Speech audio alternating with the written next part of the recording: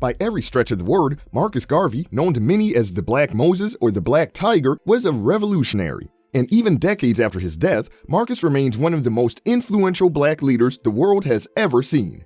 However, while there have been several facts revealed about Marcus over the years, you'd also be surprised to find some interesting nuggets about the man that aren't so public knowledge, but are still of inspiration for us today. Let's dive into 3 facts you didn't know about Marcus Garvey, from Jamaica to Ghana, the United States, and even Vietnam. While Marcus Garvey was a fierce Pan-Africanist, other leaders were inspired by the Black Tiger to do similar things for their people. One of those men was Ho Chi Minh, the first president of the Democratic Republic of Vietnam. He was also the founder and leader of the Viet Minh Front, an organized force of Vietnamese people who fought for their national liberation against colonial invaders, and a key figure in the Vietnam War. Ho Chi Minh departed from Vietnam in 1911 and traveled across the world for 30 years seeking a way to liberate his homeland from their French colonial masters. At that time, he had different works, and he stepped into countries like Russia, France, Britain, China, and the United States of America. It was in the United States where he would empathize with the difficulties that black people had to face, and at the same time, where he would be inspired by their organization. Ho Chi Minh lived in Boston and New York. It has been said that he attended some classes at Columbia University in Harlem, New York, and it was here he became acquainted with the struggles of the common man, particularly poor black people. Harlem was an especially vibrant African-American community, so Minh was easily steeped in life there. He also listened to prominent street speakers who spoke about black liberation and freedom from oppression. Who were these speakers? Well, according to Minh, he was especially impressed with Father Divine, Daddy Grace, and several others, but one name he especially mentioned was Marcus Mosiah Garvey. As Garvey spoke passionately about the evils of white supremacy, Minh paid very close attention, and soon enough he began to take Garvey's ideas and apply them to his people as well.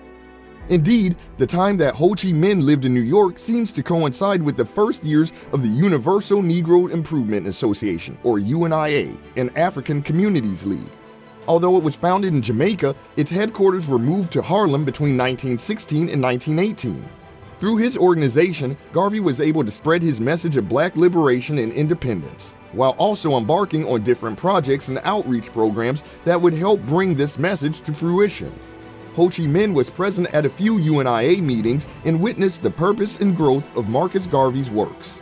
In fact, he comprised several writings about African Americans' plight in the 1920s after immigrating from the U.S. They are The Black Race, the Ku Klux Klan, and Lynching.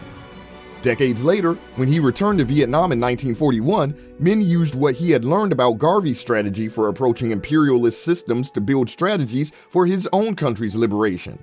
When the Vietnam War even broke out, the Viet Minh Front, founded by himself on his return, was notably more accommodating to African American fighters than the white ones, as they believed they weren't the enemies of these black troops, and instead of deriding them, they actually engaged many of them in political education sessions instead.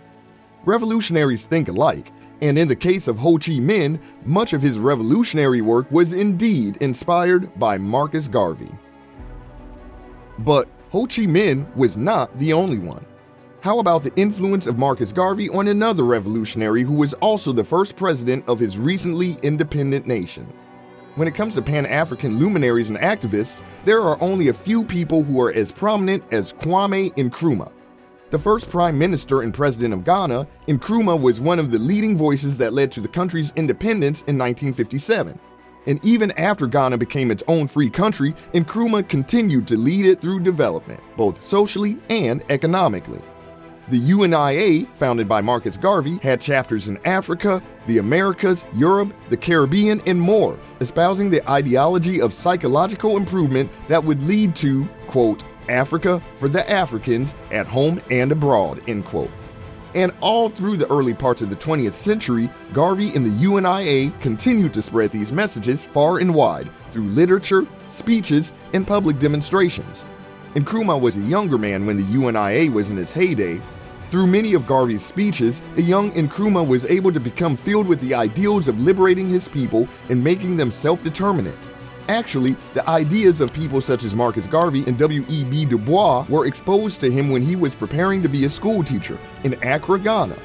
However, according to Dr. John Henrique Clark, it was the 10 years that Kwame spent in the United States that changed his life. In his journey in 1935, he stopped in Liverpool and London, where he learned about the fascist invasion of Mussolini to Ethiopia, the only independent country of the African continent. This awakened his nationalism and anti-colonial spirit even more. Kwame obtained 2 bachelor's and 2 master's degrees from Lincoln University and the University of Pennsylvania between 1935 and 1945. But, according to Clark, it would be the University of the Streets of Harlem that would have a stronger effect on him. The same Harlem where years before, Ho Chi Minh obtained inspiration from the works of Marcus Garvey and the UNIA. Kwame Nkrumah played an important role in the organization of the Pan-African Conference held in New York in 1944, where they urged the United States to help ensure Africa became developed and free. He was also an organizer of the 5th Pan-African Congress held in Manchester, UK in 1945, where they received important guests like W.E.B. Du Bois and also people like Jomo Kenyatta, who would later play an important role in the independence of his country, Kenya. Although Kwame read a lot of books, traveled to different countries, and met a good amount of people interested in the upliftment of black people, Marcus Garvey was so instrumental to Nkrumah that he wrote, quote, "Of all the literature that I studied, the book that did more than any other to fire my enthusiasm was Philosophy and Opinions of Marcus Garvey, published in 1923, end quote. This book illustrated his belief in the ability of black people to determine their own fate and become self-sufficient. And as you would imagine, Nkrumah went on to use many of these ideas in the pursuit of Ghana's independence as well. Even the Ghana flag, designed by Theodosia Oko in 1957, was indirectly influenced by Garvey. While the red, gold, and green colors were inspired by Ethiopia, the only independent and never colonized African country, the 5-point star was inspired by the Black Star Line Steamship Company of Marcus Garvey. Today, it is known as the Black Star of Africa. Now, we spoke earlier about Garvey and his nicknames. Most prominently, he was either called the Black Moses or the Black Tiger. The Black Moses nickname is pretty obvious. His Back to Africa movement was compared to what Moses did in the Bible, so it kind of fits. However, the Black Tiger nickname actually has a bit of an interesting twist to it. In 1919, 24-year-old J. Edgar Hoover became the head of the Bureau of Investigation's new General Intelligence Division. The Bureau was the forerunner of the FBI. Its objective was to keep an eye on and obstruct domestic radicals' activities. James Wormley Jones, the first African-American agent employed by the Bureau, worked directly under Hoover. Jones, also referred to as Agent 800, was tasked with breaking into Marcus Garvey's UNIA in order to find proof of subversive activity.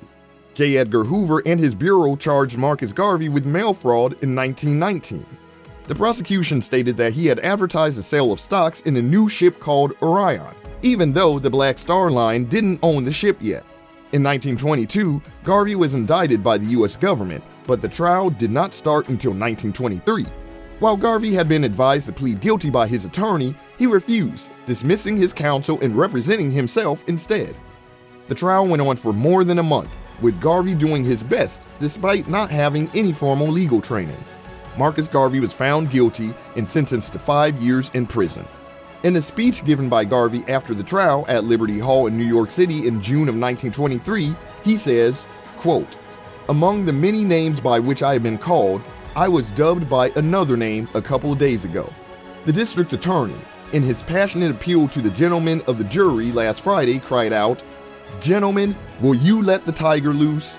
The tiger is already loose, and he has been at large for so long that it is no longer one tiger, but there are many tigers," end quote. In 1925, the U.S. Court of Appeals for the Second Circuit affirmed the district court judgment, and Garvey was imprisoned at the United States Penitentiary in Atlanta. And in 1927, he was deported to Jamaica. At the end of the day, the Black Tiger was an important figure in the upliftment of black people in the world. And these facts right here just go to show the extent of influence that a single man could have.